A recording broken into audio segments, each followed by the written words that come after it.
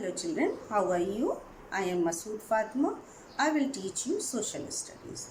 This video is for the students of class 5th. In this video, I will take your 5th chapter, that is the Constitution of India. In this, I will take the topics need for the Constitution, its formation, nature and its guiding principles. Hi children, let's study a chapter 5. See in your book, page number 35, it's given chapter 5, the Constitution of India.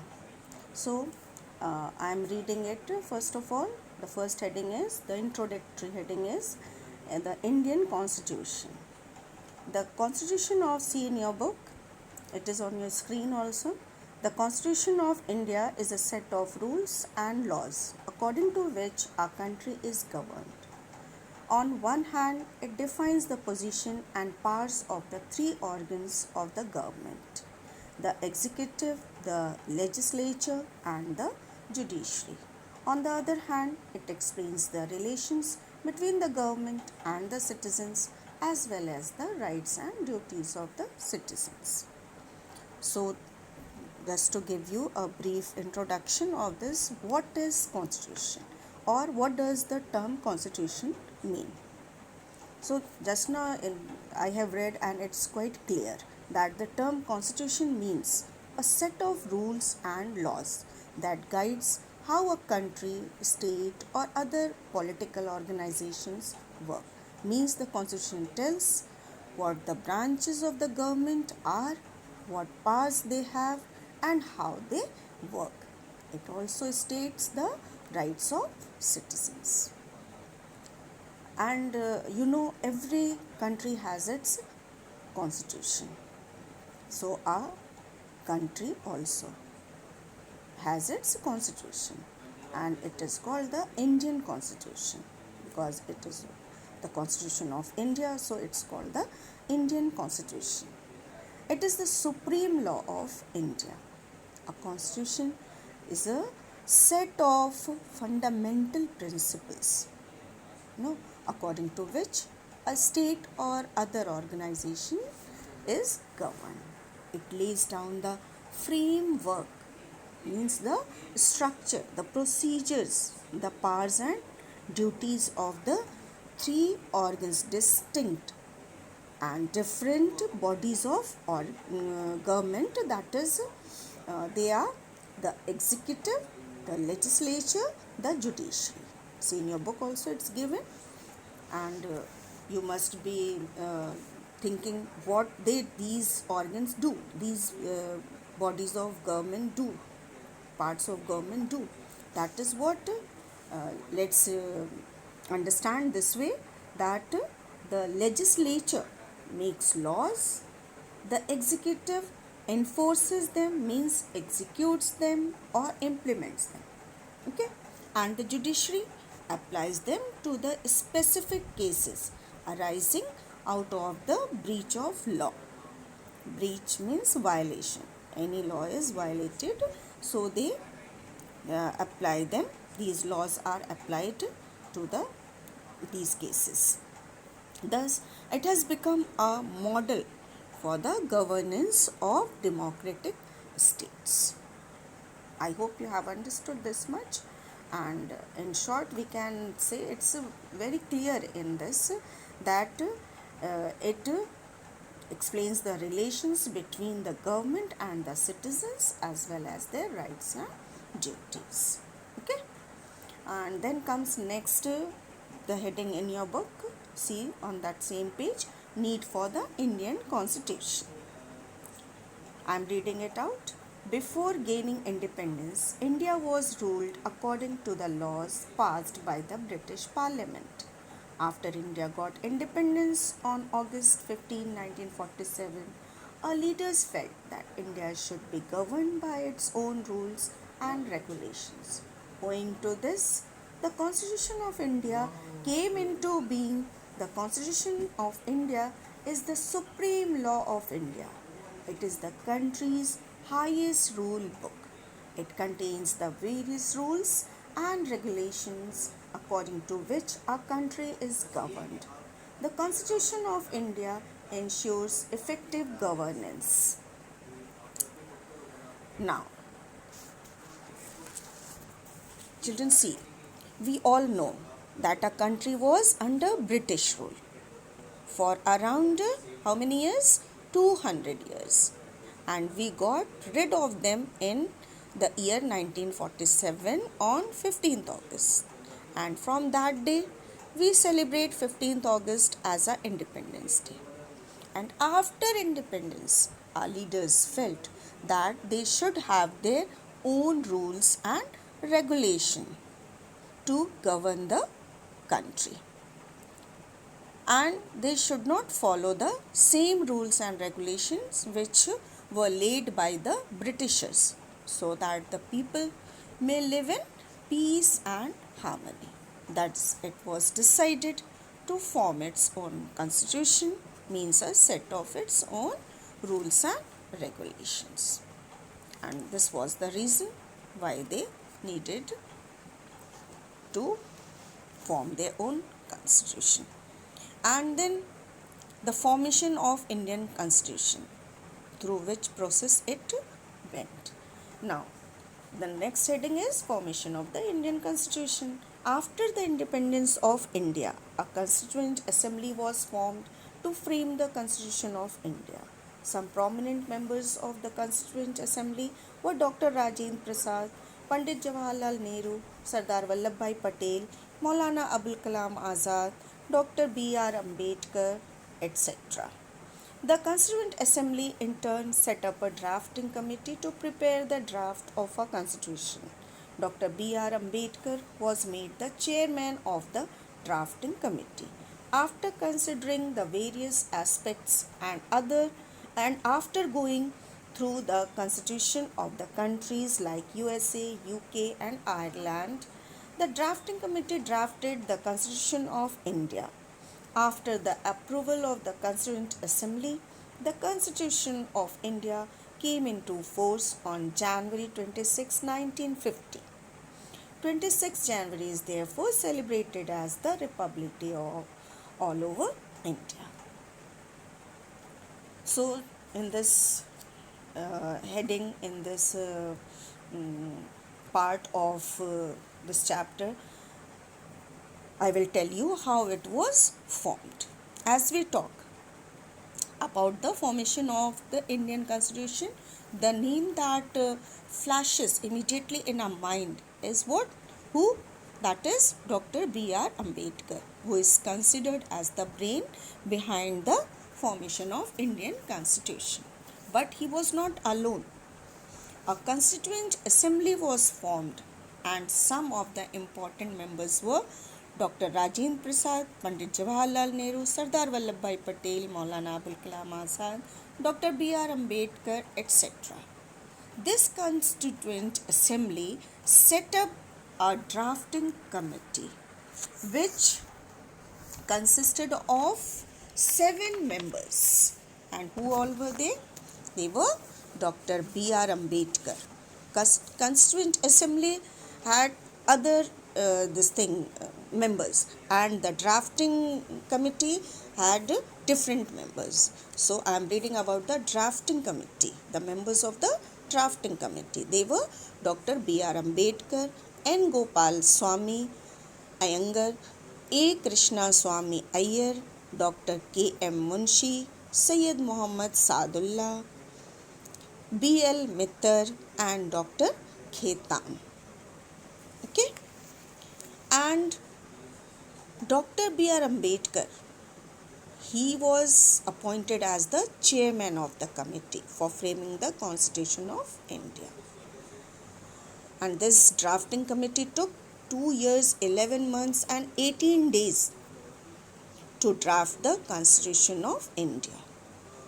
The committee went through the various aspects and the constitution of the countries like USA, UK and Ireland to draft Indian Constitution. Means they did thorough study of other constitution of other countries too, and then their hard work collective effort and contribution made a constitution better than our contemporary independent countries. The Constitution of India came into force, on January 26, 1950, completing the country's transition towards becoming an independent republic. And now, from that day, we celebrate 26 January as the Republic Day. Okay, now children, turn the page. See the next page 36, and that there you will get the heading, that is nature of the Indian Constitution. And let me read it out. The chief characteristics. Nature means the chief characteristics of the Constitution of India are. Here are the 5 points given, 5 major points. That is 5 major features, I can say. Written Constitution. Second is longest Constitution. Rigid and flexible Constitution. Federal form of government. Parliamentary system. Now, written Constitution. The Constitution of India is a written document. The rules and laws are in written form. They are not unwritten like that in case of the British Constitution. Longest Constitution. The Constitution of India is the longest or lengthiest constitution in the world. It is also the most detailed in the entire world. Originally, it had 395 articles and 8 schedules. Rigid and flexible Constitution. Some parts of the Constitution of India can be amended by a simple majority of the parliamentarians, and however, important amendments require a special majority. Now, next is federal form of government. The Constitution of India provides for a federal form of government wherein central as well as the state government govern the country. Then next comes the parliamentary system. The Constitution of India establishes a parliamentary form of government.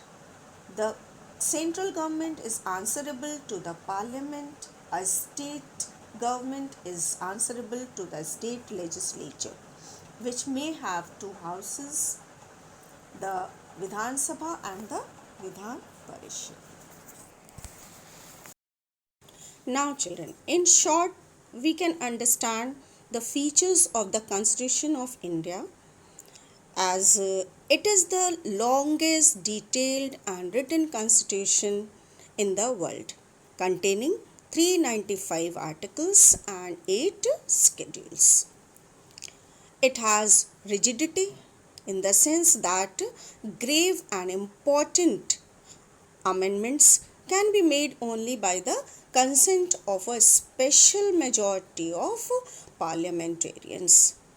And it has flexibility in the sense that common required amendments can be done by a simple majority of parliamentarians. The Indian Constitution is also regarded as the federal form of government, means it divides the power of the government between central as well as state government. Okay. Indian Constitution also establishes a parliamentary form of government, not a monarchy. Okay.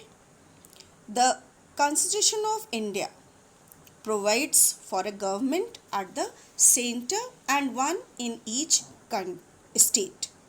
This has been done to govern the country properly. The central government helps the state government whenever the need arises. Means the central government is answerable to the Parliament of India, which consists of 2 houses, the Rajya Sabha and the Lok Sabha. And in the same way, a state government is answerable to the legislature, which consists of Vidhan Sabha and Vidhan Parishad. Okay. Now, let's move to our next heading, that is Directive Principles of State Policy Guiding Principles. Means what were the guiding lines given to the government to govern the country. So now let me read it. The Constitution of India includes certain principles and ideals which the government of the day should follow and aim to achieve. These guiding principles are called the directive principles of state policy. These principles are essentially the directives or guidelines for the governments while framing policies for the welfare of the people. The directive principles are mentioned in Part 4 of our Constitution within Articles 36 to 51. They were taken from the Irish Constitution. The directive principles include three categories. First is principles promoting economic equality. Second is Gandhian principles. And third is general principles. Okay. Now see. Let me now explain it. That the directive principles have great constitutional significance.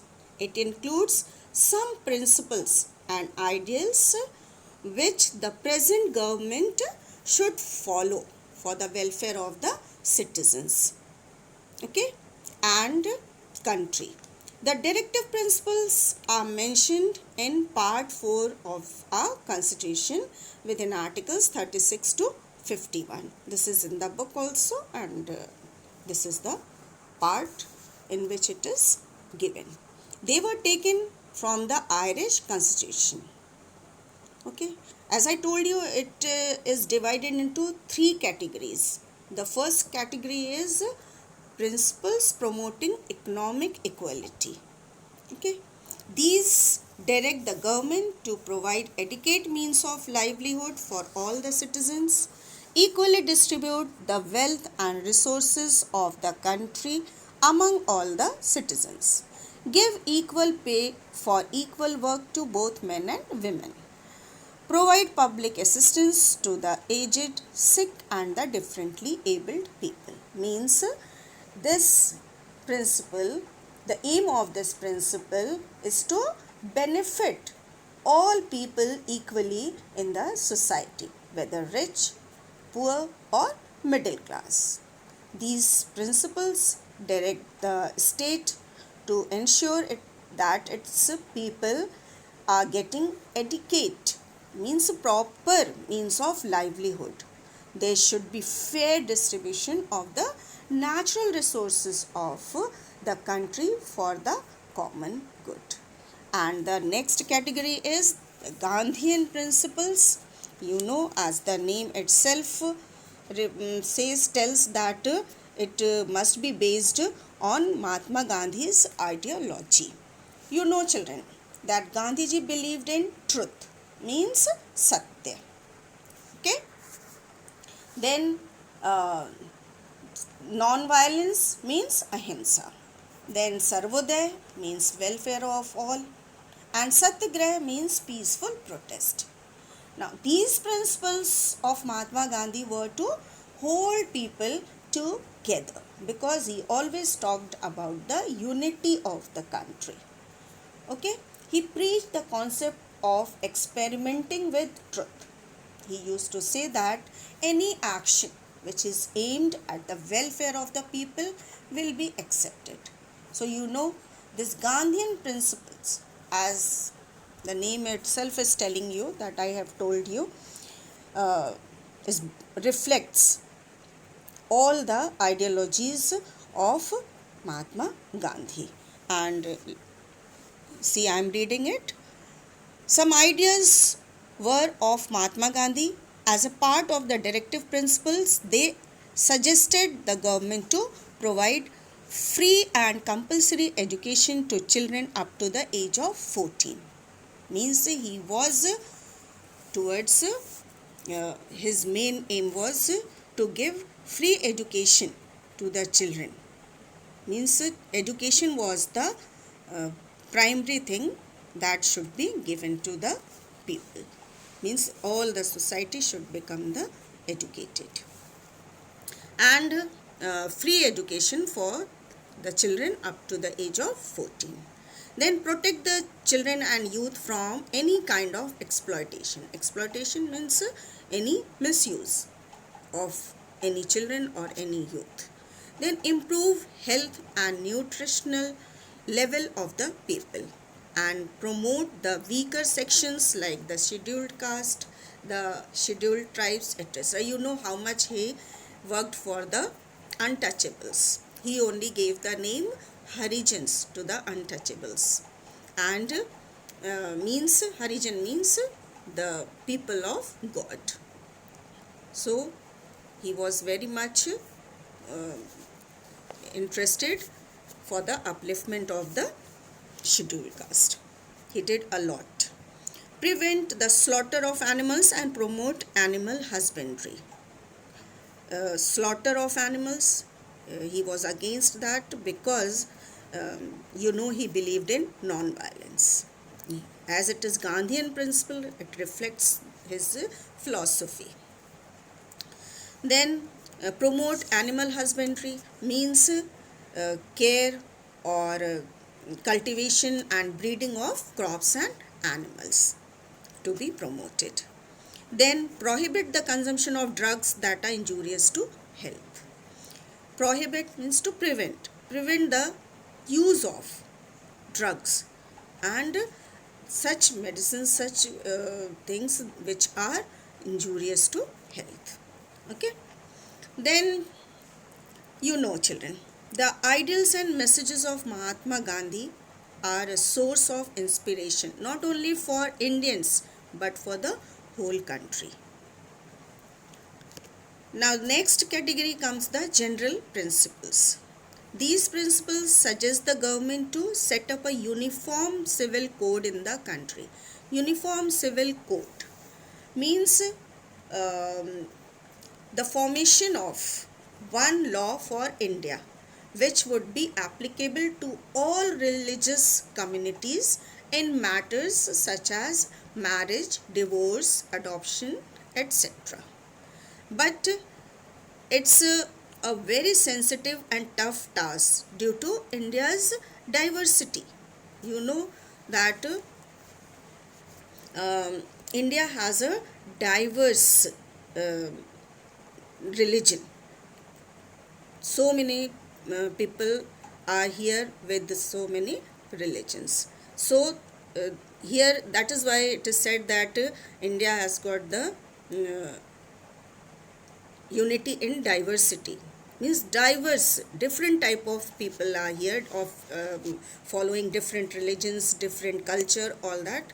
So it's a tough task to apply this uniform civil code because no one would like to interfere in their personal matters, and this divorce, marriage and adoption, these are all the personal matters only. Then preserve and improve the environment. Protect the monuments and other objects of national importance like a national flag, emblems and all. Then promote international peace. Peace is the main aim and main principle in this general principle category. Okay. Then comes turn the page on page 38. See the word preamble, the preamble. Okay. The preamble is written in this block, page 38. You can see. The word preamble means preliminary or preparatory. So, the preamble to the Constitution is a brief introductory statement that sets out guidelines which guides the people of the nation and to present the principles of the Constitution and to indicate the source from which the document derives the authority and meaning. And as such, let's read the present preamble that is given here.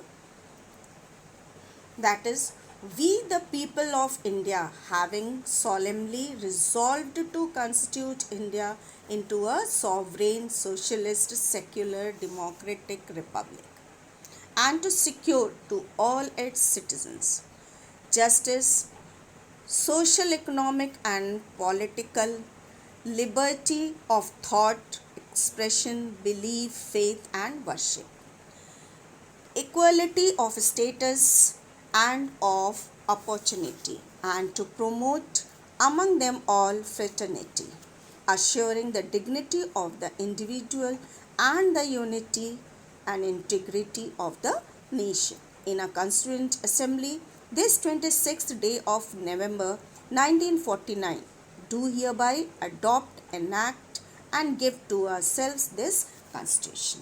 Means I told you that this sets out guidelines from where it's taken, from which document it is derived, and derived its authority and meaning. All that is written in the preamble. So that's all for these topics, and in my next video I will continue with chapter 5 and explain about our fundamental rights and duties. Till then, children, thank you and bye.